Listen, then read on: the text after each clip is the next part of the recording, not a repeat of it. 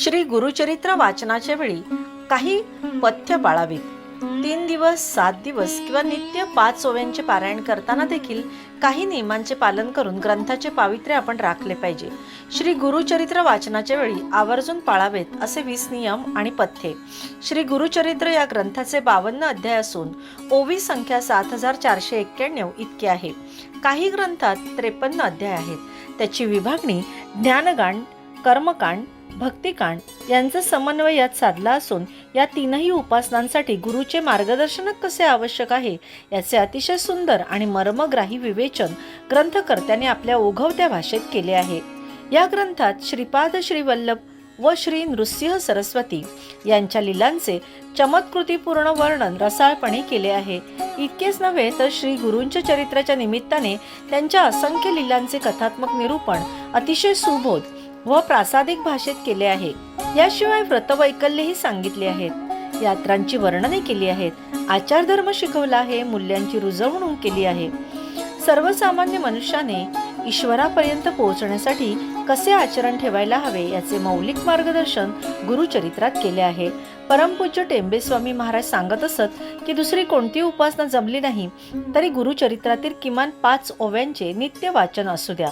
3 दिवस, 7 दिवस किंवा नित्य 5 ओव्यांचे पारायण करतानाही काही नियम पाळायला हवेत.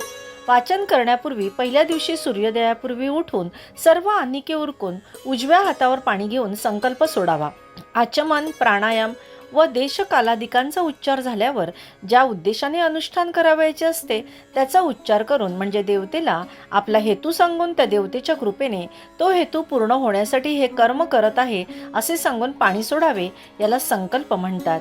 संकल्पाचा उच्चार केल्याशिवाय पारायण करू नये. अगदी निष्काम पारायण असले तरी श्री दत्तात्रेय देवता प्रित्यर्थ किंवा श्री दत्तात्रेय देवता कृपाशीर्वाद प्राप्त्यर्थ एवढा तरी संकल्प उच्चारावा. नंतर कुलदैवत, गुरु, माता, पिता यांचे स्मरण करावे आणि त्यांचे आशीर्वाद घ्यावेत. वाचन करण्यापूर्वी भस्म लावावे. वाचनापूर्वी संध्या आणि 108 गायत्री मंत्राचा जप अवश्य करावा. देवासाठी एक पाठ मोकळा ठेवावा. पारायण काळात साक्षात दत्तगुरु फेरी मारतात अशी दत्तभक्तांची श्रद्धा आहे. यासाठी पाटावर कोरे वस्त्र अंथरून ठेवावे. वाचन मनातल्या मनात न करता खड्या आवाजात करावे. वाचन संपेपर्यंत आसन सोडू नये, मध्येच कुणाशी बोलू नये. पारायण काळात देवापुढे 7 दिवस अखंड नंदादीप तेवत ठेवावा व सुंदर रांगोळी काढावी. कायिक, वाचिक, मानसिक ब्रह्मचर्य निक्षून पाळावे. या 7 दिवसात दाढी करू नये, तसेच केस आणि नखे कापू नयेत. पारायण काळात तिखट, मीठ, आंबट, कांदा, लसूण, परान्न कटाक्षाने टाळावे. एकभुक्त राहावे. सायंकाळी दूध प्यावे. जमिनीवर चटई किंवा पांढरे घोंगडे टाकून दत्तस्मरण करत निद्राधीन व्हावे. समारोपाच्या दिवशी नैवेद्य करावा. रोजचे वाचन झाल्यावर पोथी बंद करू नये, ती उघडीच ठेवावी. आसनावरून उठण्यापूर्वी तिला हळद कुंकू आणि फुल वाहून नमस्कार करावा. रात्री झोपण्यापूर्वी खड्या आवाजात दत्तस्तोत्र आणि दत्ताची आरती म्हणावी. वाचनात यांत्रिकपणा नको, मनोभावे वाचन करावे. एकदा संकल्प सोडून पारायणाला प्रारंभ केल्यानंतर ते पूर्ण करणेच आवश्यक असते. परंतु मध्ये सुयर किंवा सूतक आल्यास व्यत्यय येतो.